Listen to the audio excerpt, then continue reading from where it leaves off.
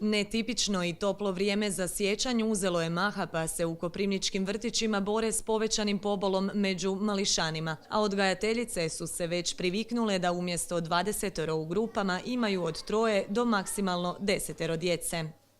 U nekakvom postotku 10 do 20%, ovisno gdje u kojoj skupini, koja je to dob, da li jednogodišnjaci, trogodišnjaci ili sedmogodišnjaci, sigurno da se to mijenja.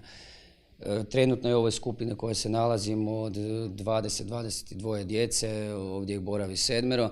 a ono što dobijemo povratnu informaciju od pedijatara koji skrbe o zdravlju djece,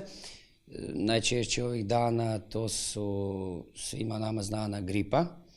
vodene kozice koje nam i nisu toliko karakteristične za ovaj dio godine, kapljične infekcije, u biti u vrtiću se mnogo toga i najčešće širi kapljičnim putem, to su upale gornjih dišnih puteva i ono što mi volimo svi reći po domaći, viroza, povišena temperatura, proljev i povraćanje što nas uvijek prati. Kapljične infekcije, koje su također česti uzrok pobola u vrtićima, su bez obzira na zalaganje odgajatelja i zdravstvenih voditelja također zahvatile gradski vrtić, ali vrtićanka Klara Lazar naučila je brinuti o zdravlju.